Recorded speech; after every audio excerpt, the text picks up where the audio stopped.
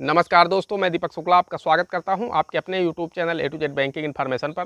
दोस्तों, आज की वीडियो में हम बात करेंगे कि जॉइंट अकाउंट कितने प्रकार के होते हैं। साथ ही दोस्तों, इस वीडियो में यह भी जानेंगे कि किस सिचुएशन में आपको कौन सा जॉइंट अकाउंट खुलवाना चाहिए, यानी आपके लिए कौन सा जॉइंट अकाउंट बेस्ट होता है। साथ ही दोस्तों, किस जॉइंट अकाउंट में आपको कौन कौन से फीचर मिलते हैं, उन सभी विषय पर मैं आप लोगों को विस्तार से जानकारी देने वाला हूं। दोस्तों, आप लोगों को सही जानकारी न होने की वजह से आप लोग गलत जॉइंट अकाउंट ओपन करवा लेते हैं और दोस्तों उसके बाद जब आप बैंक में ट्रांजैक्शन करने जाते हैं तब आपको कई सारी दिक्कतों का सामना करना पड़ता है, क्योंकि दोस्तों बैंक मुख्यतः 4 तरह के जॉइंट अकाउंट खोलते हैं और दोस्तों ये जानकारी 100 में से सिर्फ 10 कस्टमर को होती है। तो दोस्तों आज की इस वीडियो में मैं आप लोगों को इस पूरे विषय पर विस्तार से जानकारी देने वाला हूं कि बैंक कौन कौन से जॉइंट अकाउंट ओपन करता है, उनमें आपको कौन कौन से फीचर मिलते हैं। दोस्तों इस पूरे विषय पर मैं आप लोगों को विस्तार से जानकारी दूं उससे पहले आप सभी लोगों से मेरी एक ही रिक्वेस्ट है, अगर अभी तक आपने हमारे चैनल को सब्सक्राइब नहीं किया है तो प्लीज़ सब्सक्राइब कर लीजिएगा, साथ ही साथ बेल आइकन भी प्रेस कर लीजिएगा ताकि आने वाले वीडियो के नोटिफिकेशन आपको मिलते रहें। चलिए शुरू करते हैं।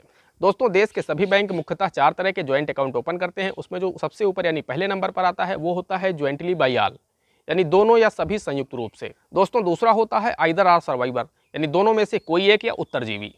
दोस्तों तीसरा होता है फार्मर आर सर्वाइवर, पहला या उत्तरजीवी। दोस्तों चौथा जॉइंट अकाउंट होता है माइनर ऑपरेटेड बाय गार्जियन। दोस्तों अब मैं आप लोगों को इन अकाउंट्स की जो नियम व शर्तें हैं वो बता देता हूँ।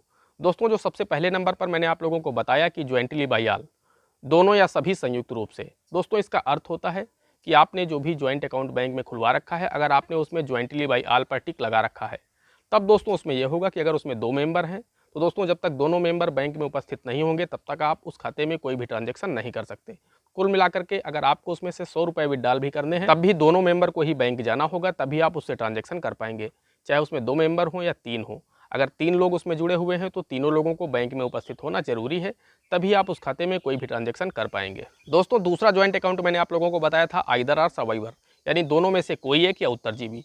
दोस्तों इसका मतलब ये होता है कि मान लीजिए 2 लोगों के साथ बैंक में कोई भी जॉइंट अकाउंट ओपन है और उसमें आपने आइदर आर सर्वाइवर का ऑप्शन चुना है, तब दोस्तों उसका ये बेनिफिट होता है कि दोनों में से कोई एक व्यक्ति बैंक जा करके उस खाते में कोई भी ट्रांजैक्शन कर सकता है।